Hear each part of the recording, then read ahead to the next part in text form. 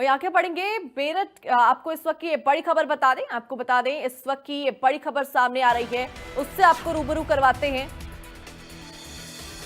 उधम सिंह नगर से बड़ी खबर सामने आ रही है। उधम सिंह नगर में मेरठ जैसा खौफनाक कांड सामने आया है। प्रेमी के संग मिलकर पति की हत्या करने का मामला उधम सिंह नगर से सामने आया है। खेत में ठिकाने पति का शव लगाया। मेरठ के बाद उत्तराखंड के उधम सिंह नगर के किच्छा में ही ऐसा मामला सामने आया, जहां एक पत्नी ने अपने प्रेमी के संग मिलकर अपने पति की हत्या कर दी और उसका शव जंगल में जाकर फेंक दिया। किच्छा के मल्ली देवरिया का मामला सामने आया है, जहां पर पारुल नाम की एक लड़की है, जिसका विवाह हरीश नाम के एक व्यक्ति के साथ हुआ था, जो मजदूरी का काम करता था।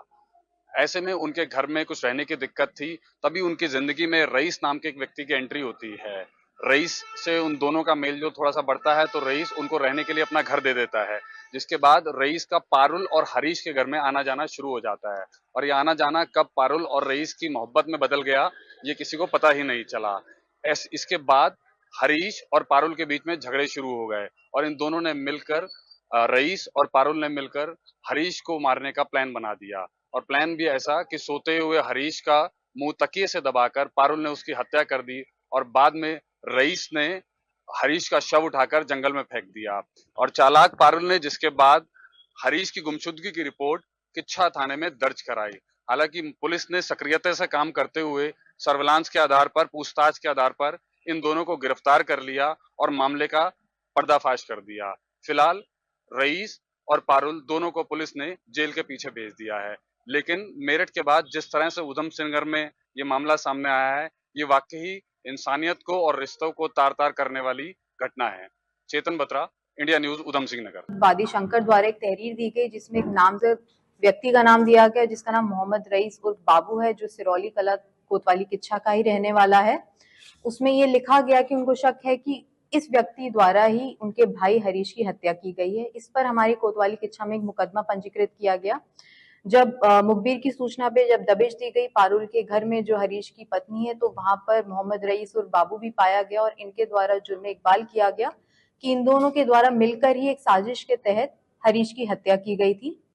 ज्यादा जानकारी के साथ हमारे सहयोगी चेतन बत्रा जुड़ चुके हैं, सीधा उनका रुख करते हैं। चेतन, जिस तरह से मेरठ से वो खौफनाक मंजर हमने देखा, सुना और उसको महसूस किया, उसी तरह का उधम सिंह नगर से सामने आया है पूरा मामला। एक बार फिर से रिश्तों को तार तार कर दिया।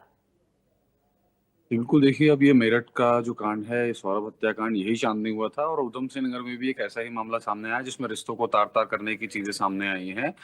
एक पत्नी ने अपने आशिक के साथ मिलकर अपने पति की हत्या कर दी और उसने ऐसी साजिश रची कि सबसे पहले अपने पति का जो है उसका मुंह दबाया तकिए से, और उसके बाद जब वो मर गया, उसका दम निकल गया, तो उसके बाद उसने अपने आशिक के साथ उसको कंधे पे रखा और कंधे पे रख के गेहूं के खेत में फेंक आया।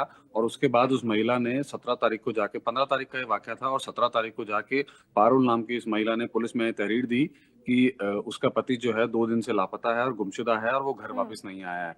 और ऐसे में जब पुलिस ने 19 तारीख को पंचनामा करने के बाद जांच पड़ताल शुरू करी, तो पता चला कि जो मोहम्मद रईस है, जो इन दोनों के टच में घर बनाने के संबंध में जी। लेकर आया था, वही पारुल का आशिक निकला और इन्हीं दोनों ने मिलकर उनकी हत्या कर दी। हालांकि पुलिस ने अब सक्रियता से काम करते हुए इस मामले का पर्दाफाश कर दिया और इन दोनों को जेल में भेज दिया है। लेकिन फिर भी जिस तरह से मेरठ के बाद उधम सिंह नगर में ये रिश्तों को तार-तार करने वाला मामला सामने आया है, ये गंभीर है। जी बिल्कुल चेतन, ये फिलहाल एक बार फिर से रिश्तों का कत्ल करने का पूरा मामला सामने आया। बहरहाल बहुत बहुत शुक्रिया तमाम जानकारी साझा करने के लिए।